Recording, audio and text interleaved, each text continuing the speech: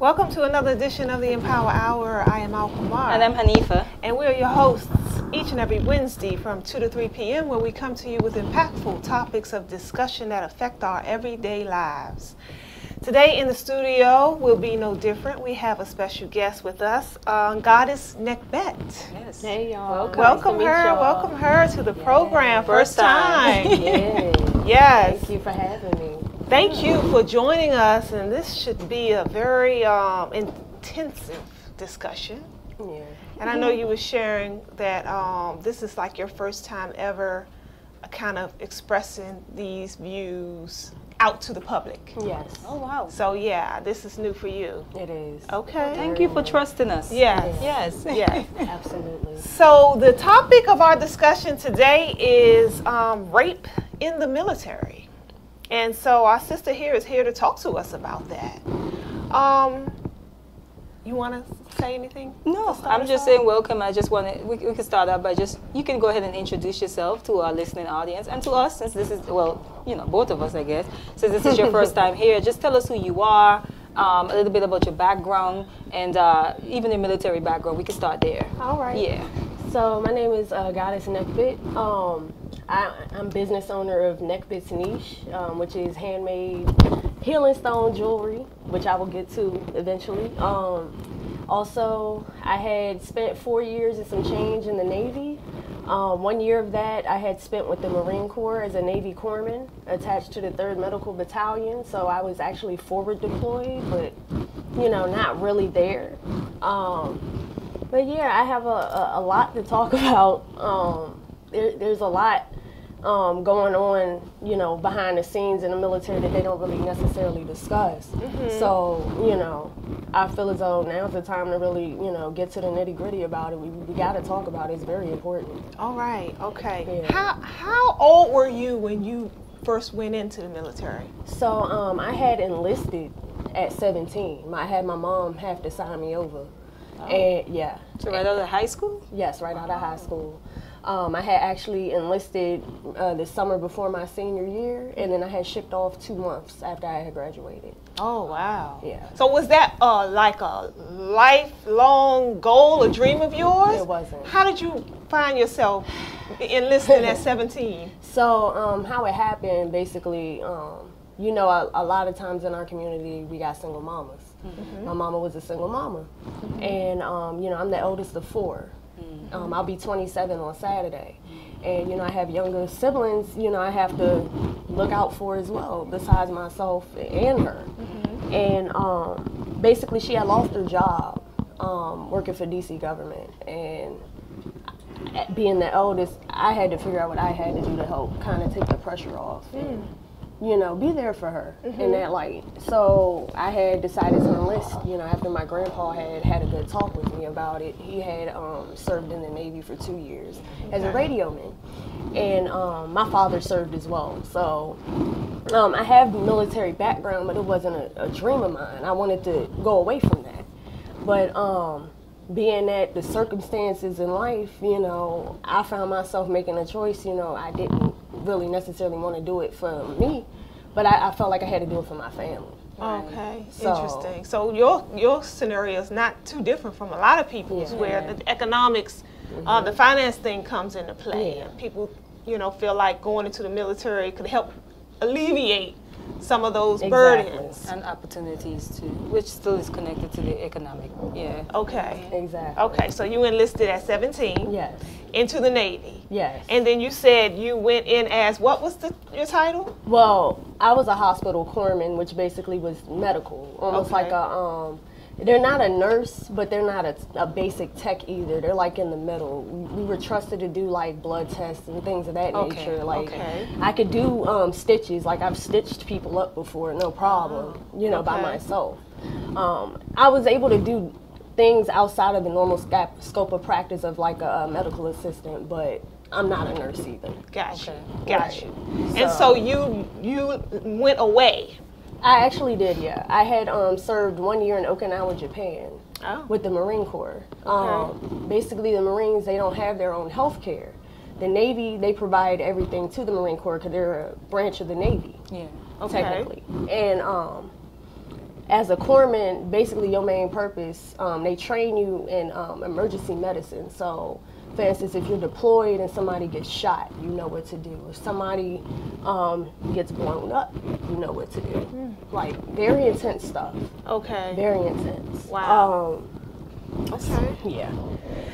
All right. So you find yourself in Japan. Is that Yes. the beginning of your That wasn't at journey? the beginning. That was actually the ending of my journey. That was my last station, my second and last station. Okay. Yeah. Okay. My first station, I was up here in Bethesda at the National Naval Medical Center. That's what we're going to call that, because that's what it was originally. Okay. What is it now? The Walter Reed Walter Reed. National. Oh. Yes, I was stationed there that. before Okay. the Army had came over and did the base realignment and closure, or BRAC. That's what we call that.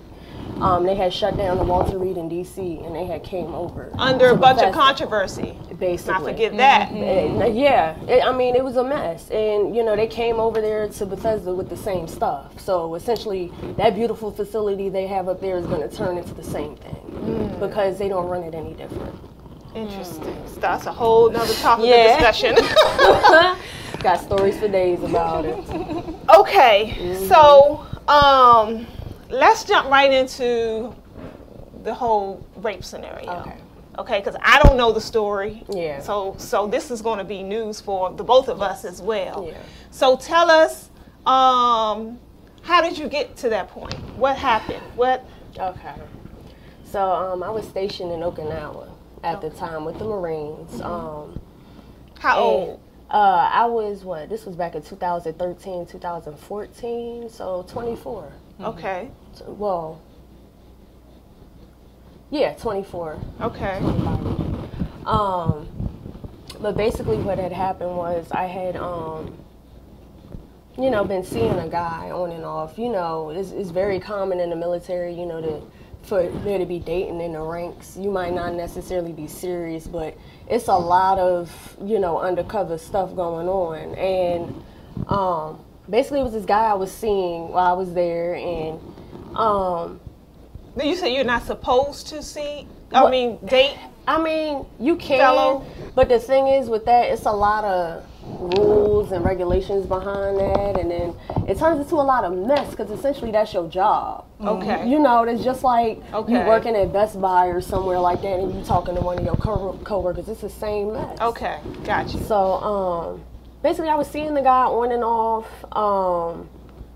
and I remember one occasion, you know, he came banging on my door drunk, trying to get in there, you know, for that. And, you know, I'm like, no, go away. He's still banging on the door, harassing. It's in the middle of the night. I'm like, yo, I got to be in my post in the morning. Like, you playing too much.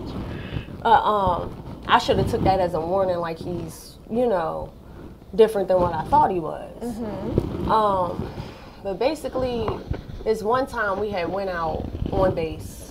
They had bases, they have clubs and stuff on base, you know, because especially in Okinawa, they're restricted. It's a lot of rape culture out there, like to the point where they have something called a liberty system. Wow.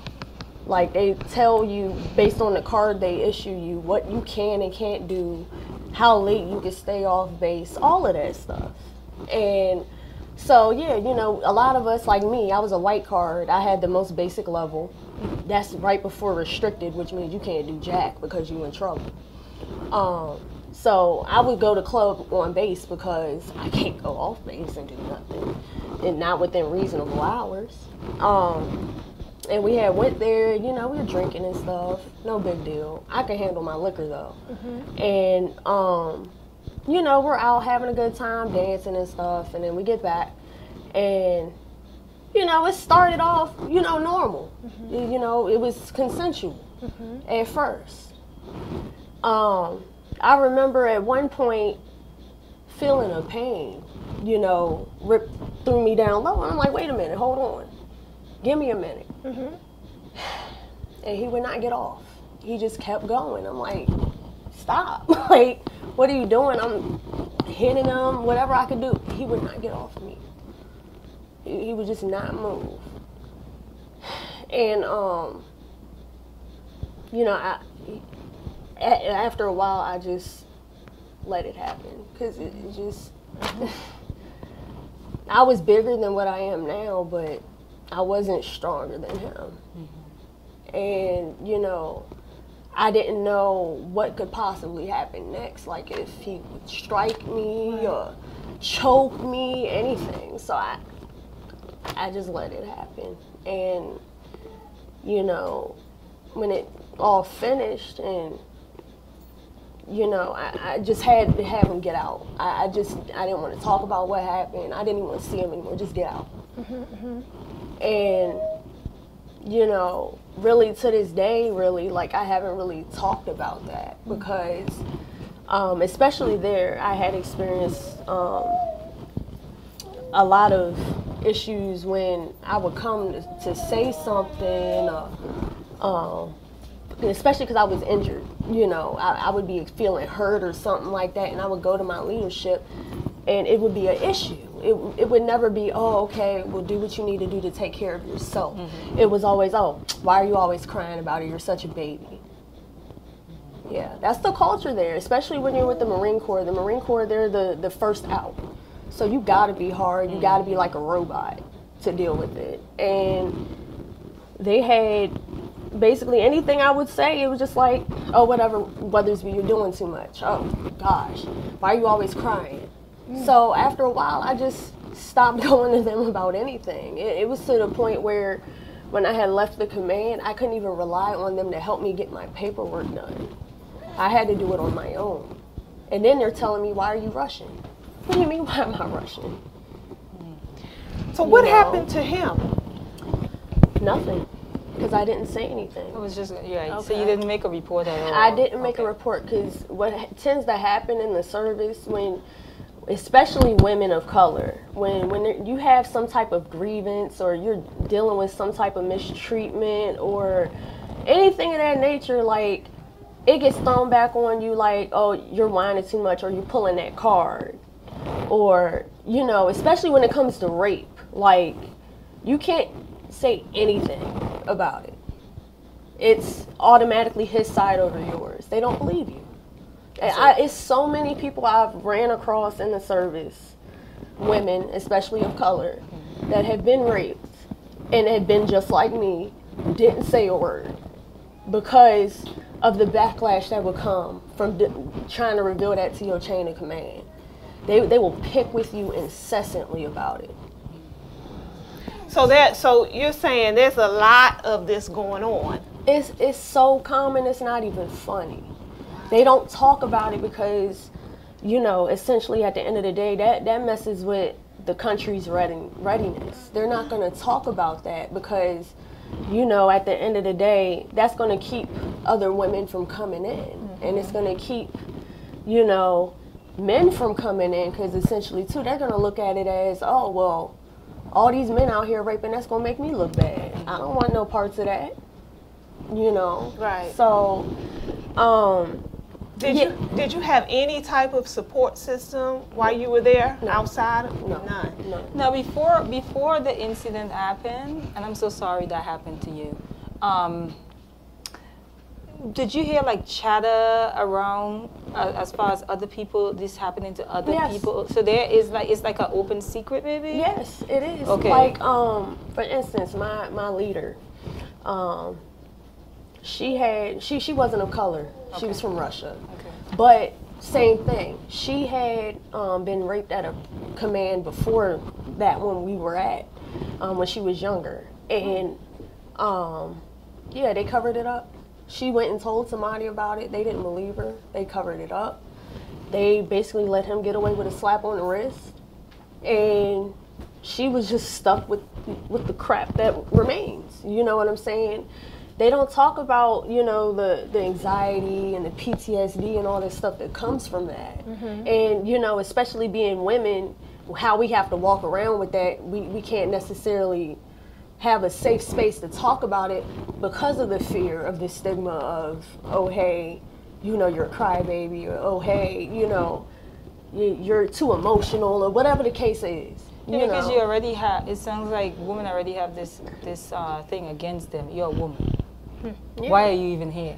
in the military. You know what I mean? Like some people, the Marines, you know, exactly. I didn't even want to go with them. That's the crazy part. Right. And that stigma is already there, or, you know, because you've seen people where they were fighting for different things. Why can't women be on the front line? Like you, over the years, you've seen that. So you already have that there as a woman. So now it's like you don't want to come off weak or like a crybaby. So I see it's almost like a code of silence that's there, a culture of silence that's there.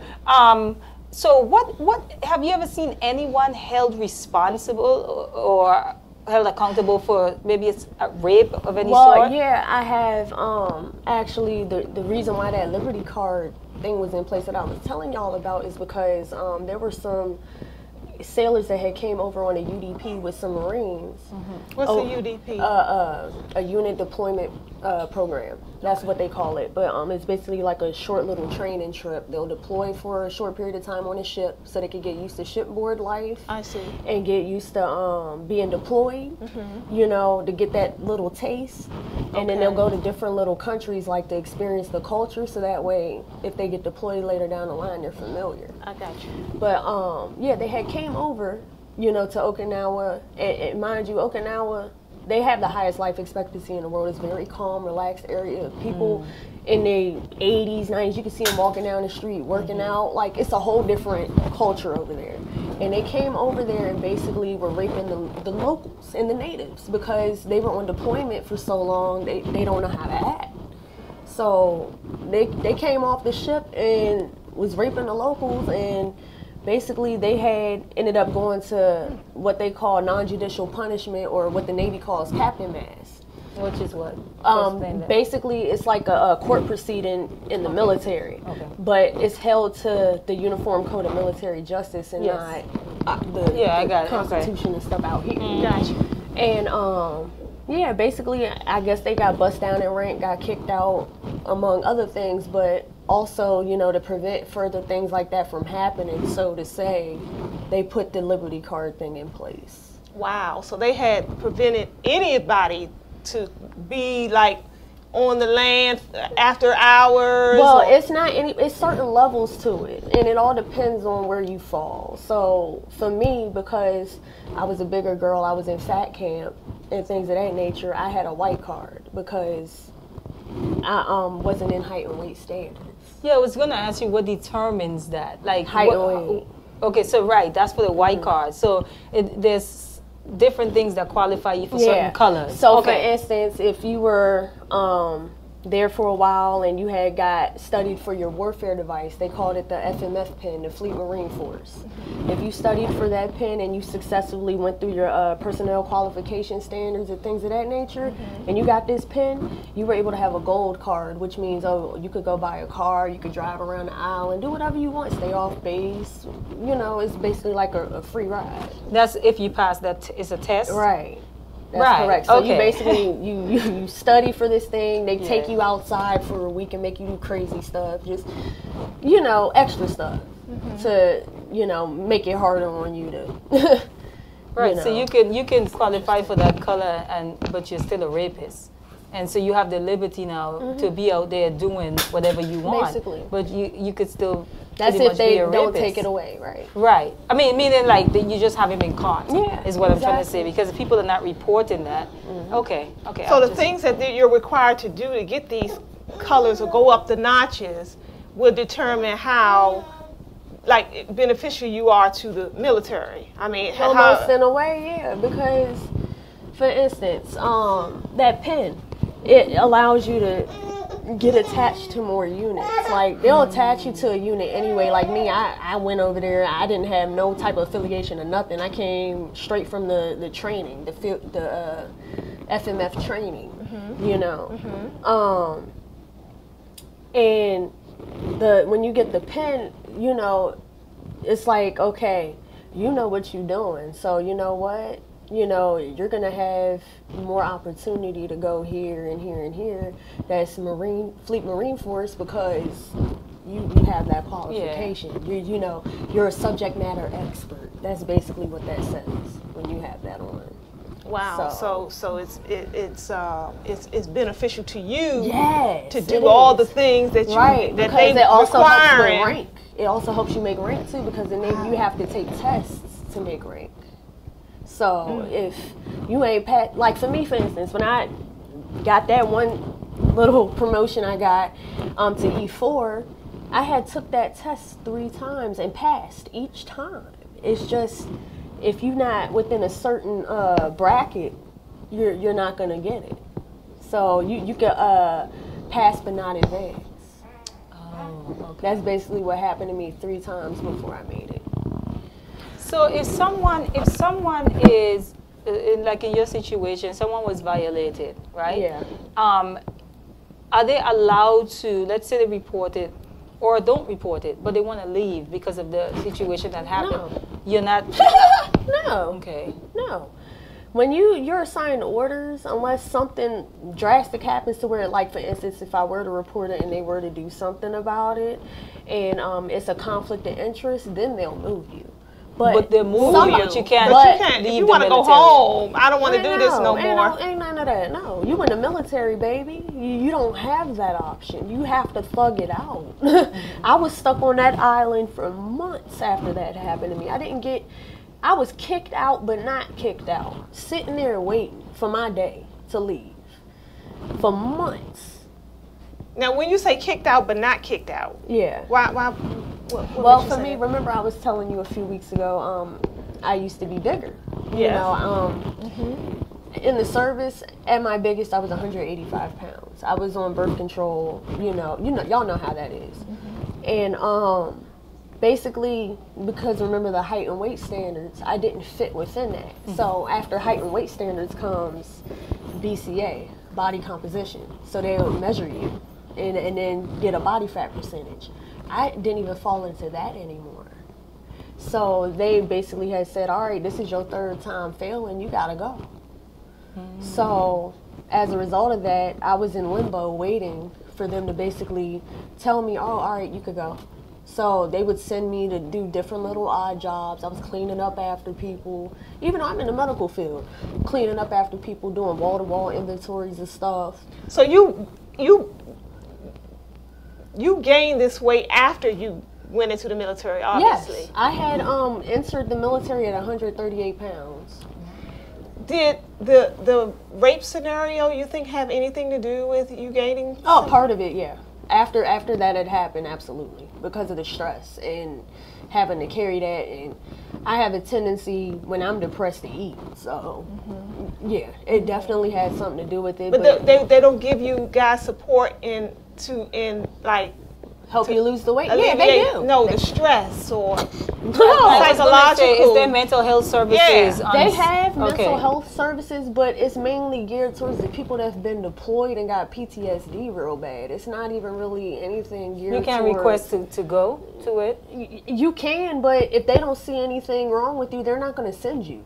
And that's the military culture. Well, who makes that judgment? Who does an assessment to determine if something is wrong? Okay, so there's the doctors first, and then there's the mental health professional, correct? Yeah. So the doctor is like the filter. Yeah. And who determines whether you make the cut to go to the mental health professional? Yeah. Okay. Not even just that. Like, for instance, basic sick call.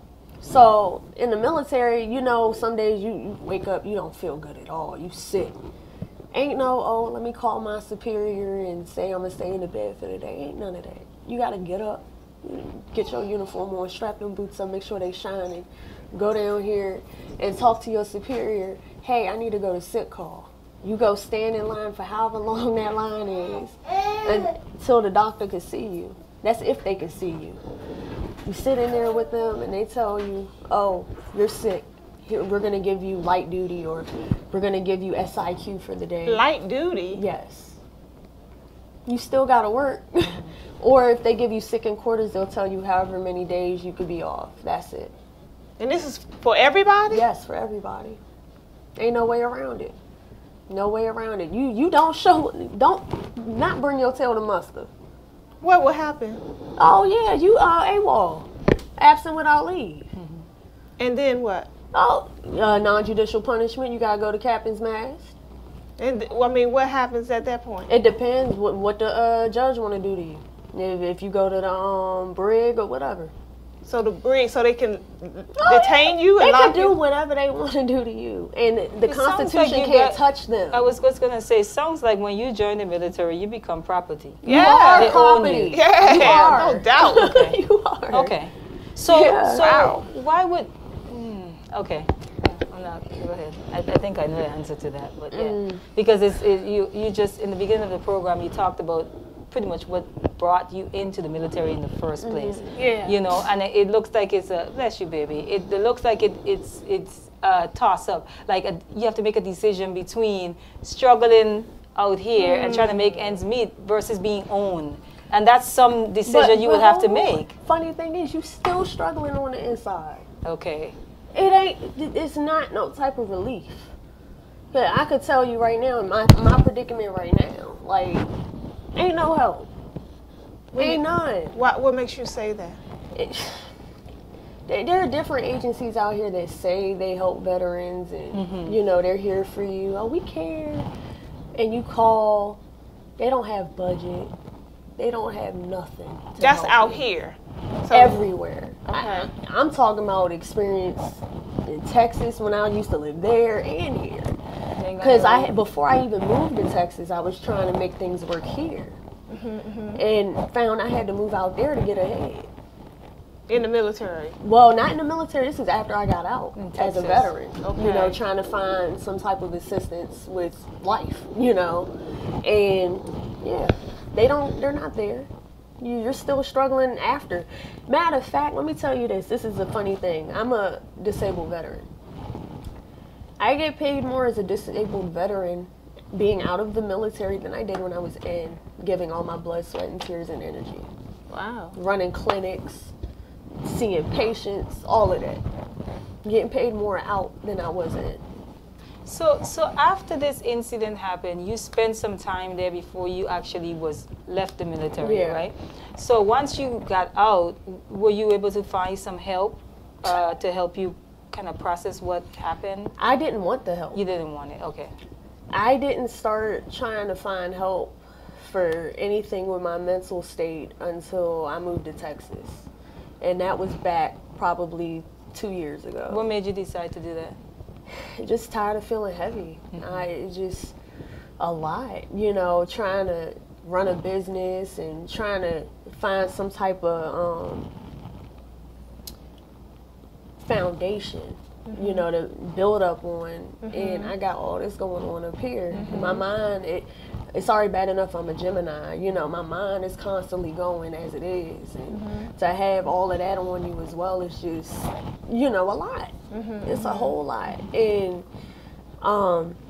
when I finally did try to get the help, that's not even that great. Like, you gotta wait. Like, I've been home since January. I called the VA to make an appointment so I could get seen up here. They could switch me from Texas. I'm not going to be able to get seen till next week. The 18th of this month. So that's like almost 6 months. For help for. That's just to get the initial appointment to get seen, to get put in the system here. That's not even going to see a mental health professional or none of that. That's just the basic little first appointment. Wow. Wow. What would you say to, like, maybe parents? Let's say I'm a parent and I have a daughter, you know, and she's talking about joining the military, and she's adamant, you know, she's excited about it, and she thinks she has it all figured out, you know how teenagers can be. I know Well, how I'm I going to was, do, yeah. right, I'm going to do this and I'm going to do that. Yeah. Because whenever I hear teens talk about the military, it's from that angle. It's where they have a plan. They're trying to be strategic, right? So what do you say to a little girl, maybe not even a parent, a teen, a 17-year-old, Yeah. you know, anxious to get into the military, don't really know the back end of it? What do you say to that? What is important what do you find that is important that child knows, that teen girl? Well, one thing I always make sure when I tell anybody that ever asks me, I give it to them real raw and uncut. I tell them my story because you need to know. These recruiters and stuff, they get money off of every head that come through that door and sign that paper. You know what I'm saying? They get paid to talk you into joining. So you need to be cognizant of what's going on. What I say, I say talk to other veterans that you may know. Right. It don't matter what branch. Find all branches if you can, and find their story. Listen to that story. You know, because there are things that you have to deal with and you have to be prepared for in the military, like the rape culture and the racism and all of those different things that can come against you. You know, you have to be mentally prepared for that. I wasn't mentally prepared for it when I went in. I knew there were little things, but to the level it was, I was not ready. So that's the main thing I say. Just ask around. Talk to your community. You know, go to a VFW, which is a Veterans of Foreign Wars. You know, it's like a group of people that have been deployed different places. They have them in every area. Go find your local VFW or American Legion and go talk to them and find out, you know, what they had to deal with. Ask them these type of questions. That's a good idea, yeah. You know, so that way you're not going in blind like I did. Right. Like my grandpa, he told me some stuff, but he didn't tell me how deep it was because he wanted it so bad for me to go. And he's also a man. Yes. Too. So his And he don't perspective is know. probably Yeah. different. Yeah, I can imagine. He had no idea. Granted, he dealt with the racism because he was Yeah. in back in the 60s. Right. You know what I'm Ooh, okay. you know what I'm saying? Like they was still, God, it was bad back then. You know, so. Well, let me ask you if we could go back a little bit into the whole the rape scenario. Did you see this man afterwards? Were you having to like run into him? And Me and him lived in the same barracks. oh wow, He lived on the floor underneath me. okay. Was he acting weird afterwards? Did he feel like he did something wrong? No. Could you tell? Okay. No, he was one of them kind of people, you know. I'ma still come say hi to you and stuff, and see what I could get away with, you know. So you had to deal with him even after the fact. I did, and he was in a different unit, thankfully, you know, but it still was that passing in the hallway, you know, passing, you know, when I'm out and about in the city, because Okinawa's only was so big, so, and the places that Americans frequent, they're not that far from base, so they didn't, you know, it wasn't no getting away from the dude. Tell us how, for people who have never had to deal with this themselves, tell us how that made you feel to have to run into him or have to deal with him after the fact. It makes you feel so small and so low. Gosh, I'm sorry. I'm sorry to even have to take you back there. No, because it needs to be talked about. Gosh, I felt helpless because no matter who I could have went to, it was always that chance of, oh girl, shut up, you crying, you doing too much. It was scary because, you know, you never know if it could happen again, what's on his mind, none of that. It just... And clearly you're still dealing with it, Yeah. clearly. So it's not a situation that's just come and go. No. This is years later, and the emotions are still there. Yeah. What do you say to people who, because your story is your story, it's unique, but it's also not uncommon, where you said, I let this person into my space, and then something went wrong and I wanted to stop.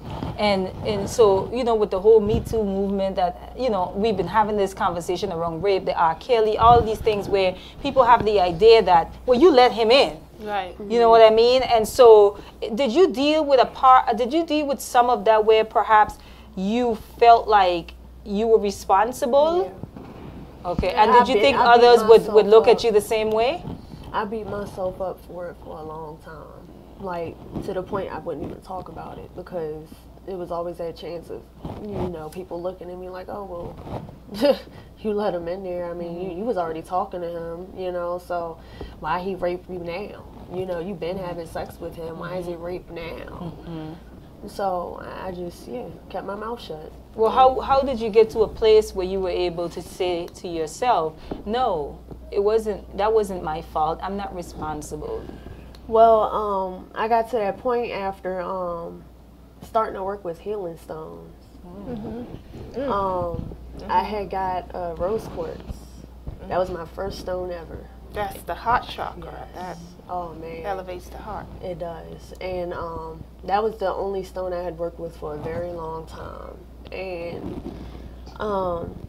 one thing I found, it imparts on you an unconditional love that's like no other. Like, it don't matter what it is. You know, you sit and you look at it in a different light after you work with rose quartz for a while, because it allows you to have that acceptance, like, okay, you know what? It is what it is. There's nothing I can do to change this, you know. And, all right, how do I move forward? And you go from there. So, yeah, it took a minute. It really did take a minute for me to get to that point. I didn't start working with stones until I was out of service for a year.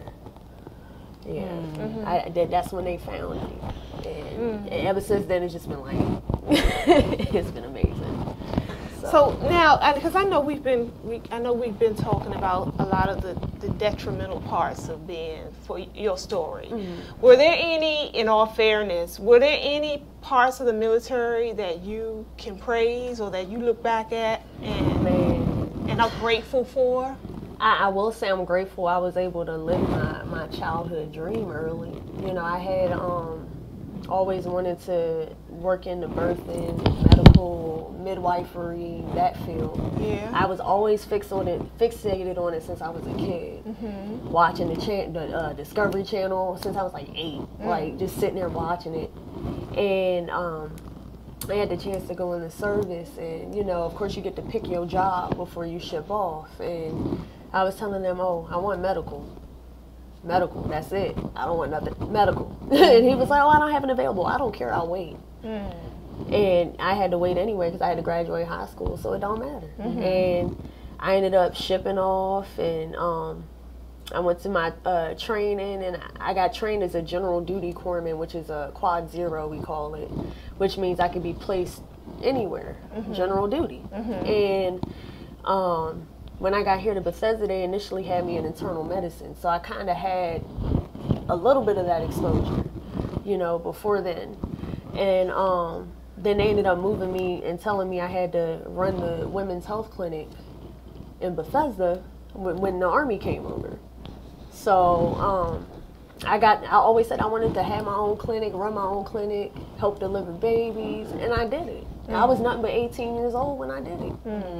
Okay. So just having that experience, oh my God, like, I know for sure that's my calling, because I did it and I love it, you know, and it's amazing. Beautiful. It's really amazing. And clearly you're in a better place now, because I mean, you tell me about all the loss, the weight you lost, your business. Yeah. Whenever I see you, you got a big bright smile on your face. Tell us your weight journey. Oh man. So after I got kicked out at 185, I actually got out and gained some more weight. Oh wow. My biggest, I was 209. And this is after I got the birth control taken out. That's the crazy thing. So I know it was my depression that caused it. I had lost my grandfather around that time, so he was like my father figure, so it was real hard on me. And I gained all that weight, and I had ended up meeting somebody that was real special, and they introduced me to metaphysics. And I sat and studied that with him for a little bit, and I ran across somebody named Infinite Waters on YouTube. Yeah. Okay. He's amazing. Yeah. Hello. Yes, he's awesome. His energy. Yes. Can I get a hello? You do? No. But I had came across him, and he was talking about the vegan challenge. And I was like, what's that? So I started looking that up, and I was like, whoa. all this stuff in our food. Like, I can't keep doing that to myself. So I decided to embark on a vegan journey. And I'm not a vegan no more now. Don't beat me up. But It's okay. yeah, oh my God, that journey was so amazing. I stayed on board for like a year and a half. Yeah, unfortunately, I lost too much weight, so I had to come back on the other side. But The other side meaning eating meat again? Yeah. Oh boy. So wait a minute, you went vegan for a year and a half Yeah. and lost how much weight?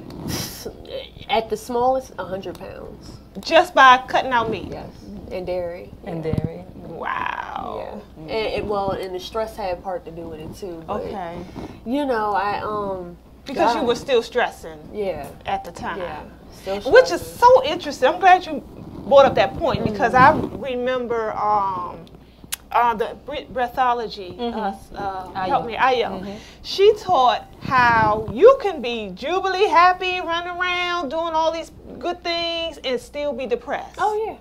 So here you are on the journey to lose weight and change your life around, yet you're still depressed. Yeah. Because I wasn't dealing with it.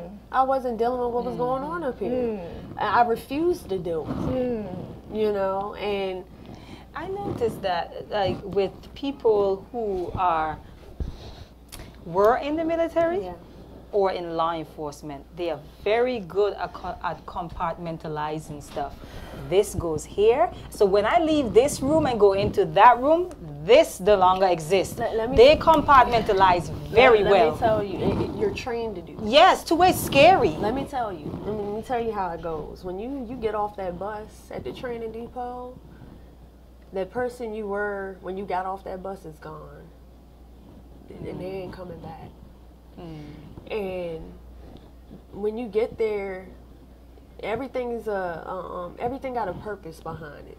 You know, that's just life. And the purpose behind that training is to strip you Break you down. of any type of emotion, any type of personality, anything they could get their hands on. Your identity. Yes. They want a machine. Yeah. Because that's what you are. You're a machine to them. They don't care. They do not care. It's so much, oh my God, it angers me how much they don't freaking care. Because you're throwing away people's lives. You know what I'm saying? There are people that volunteer to do this because they feel it's a good choice. A duty, a service. Yes. to You the- feel like you're serving your country, but when after the end of all that, when you finally get out, you take that uniform off, and you sitting there with that PTSD and stuff on you so hard, and you sit and realize I wasn't serving my country, I was serving these greedy elites. Yeah, but you're the first person, I have to say, that I've met that can speak about the military. Because most people you meet, they talk about the military like almost like they romanticize it. Yeah. But again, that's that compartmentalizing that I'm talking about. Yeah. You get what I'm saying? You and I- decide what you're going to focus on. And I wonder too if it's a part of you that because you know that you have invested so much of your time and energy and effort That's exactly what it is. That into ego. this, right? So how am I then? Okay, if I've trashed it, well, what is that saying about the choices? Do I make good It choices don't- it in don't life? It don't say nothing about you because it's about that intent you put behind it. I put my heart and soul into that. You get what I'm saying? Because I knew my family would be proud of me if Yeah. I went in and excelled in it. Right. You know what I'm saying? So that didn't necessarily make me beat myself up for the service. It's just the tail end of it. You get what I'm saying? When you find out what the military is really about, it's about resources. It's about going and taking over land and trying to expand and doing all these things. It's when you find that out, it's like, well, dang, I don't. I was used. Yeah, that's exactly what. Yeah, you're used. You're a toy. Wow. Okay, so back to your scenario. So you lost. You transitioned into veganism, and you lost over 100 pounds. And how was life for you at that point? Oh man, gosh. Granted, you know, nothing was where I wanted it to be, but I was happy. I lost all that weight. I felt really great. Like, I looked great. I had this glow. Like, I had energy for days. Like, you couldn't tell me to sit down nowhere. Gosh, I love it. I miss it. Like, I want to go back to that. It's just, I got to find that balance. Yeah. You know, so I could keep the weight on and be healthy. Yeah. You still look good, though. I'm gaining weight back now. I actually had just weighed myself this morning. I'm like 134 pounds. So. And where were you at your smallest? 109. Oh, wow. Okay. Because you went back to eating meat. Well, that's why I went back here, because I got too small. Oh. 109 pounds, I went bad, like sick. So, Yeah. I had to come back on the dark side, unfortunately. Yeah. Okay, now tell us about your business. Oh, so my business. I handcraft your healing stones. It's just. You do an awesome job at it, too. Thank I've you. seen your work. And Thank you. really good stuff. Yeah, and I work with the healing stones, and I also deal with I make organic skincare too.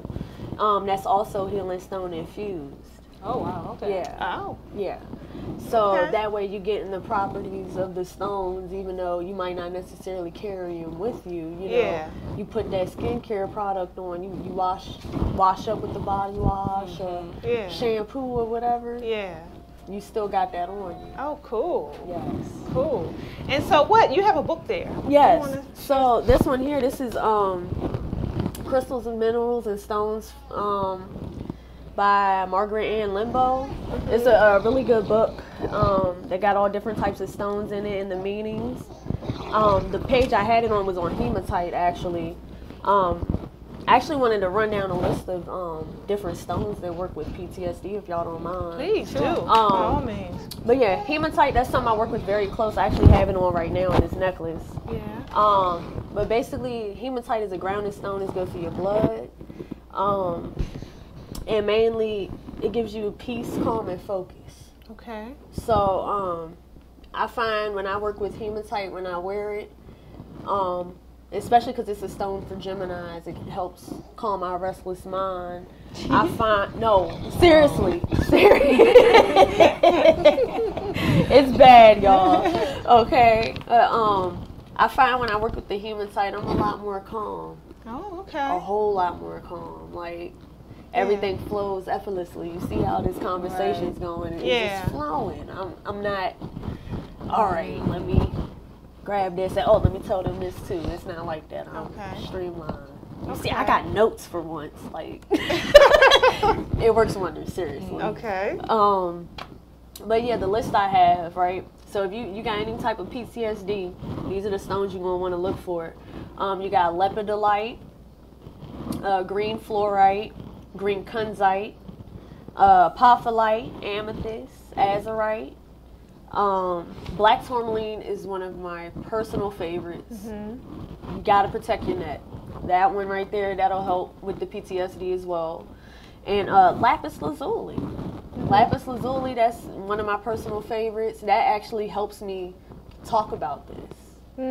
It helps you get into the mind state where it's not really bothering you. It'll help you find the words. What color is that? Blue. It's for your throat chakra. Yeah. Is that like turquoise? No. Well, yeah, turquoise. Turquoise is good for like giving it's for your and talking. Yeah, communication. yes. Okay. Yeah, it's just a lapis, you know, is a deeper shade of blue. Okay, got it. Okay. And so where can they find these things that because I know you sell most of these things, if not all. If y'all want something from me personally, y'all can hit me up on Instagram. The name is nekhbets.niche. NEKHBETS.NICHE. I'm also on Facebook, named Nekhbets Niche. My website is www.nekhbetsniche.com. And then y'all can reach out to me if y'all trying to find, you know, different stones or you trying to find like local metaphysical shops or something like that. Reach out. I can help you find it. Do you ship? I actually do ship. Okay. Just currently just in the U.S., not internationally yet, but working on that. Cool. Can you spell Nekhbet again? Nekhbet Niche. NEKHBETS.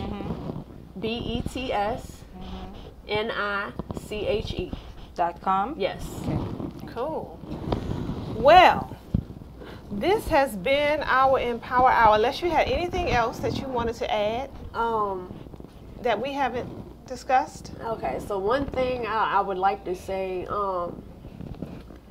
we got to beat the stigma, y'all. Mental health is such a big deal. And I feel like once you get that under wraps, once you figure you out and what you need, your life will flow a lot better. And in our community especially, we need to work on that. You know, we need to capitalize on all the mental health figures out here, you know, using their services, so that way we can be our best self. So yeah, just love on yourself, y'all. I mean, it's that easy, you know? Well said. Well said. Thank you so much for sharing your story with us here today. No problem. Yes, and I'm looking forward to doing more business with you. So, yes, and family, this has been our Empower Hour, and if anything resonated with you, as every week, we only ask that you do share. Please share the information. You never know who may be on the opposite end of that share that really needs to hear this. You know, it may not resonate with you per se, but maybe somebody else that you share it with, it hits home and it's helpful to them, for them to be able to get the help they need. So definitely share the information, please. Until next week, we ask that you take care of each other out there. Peace.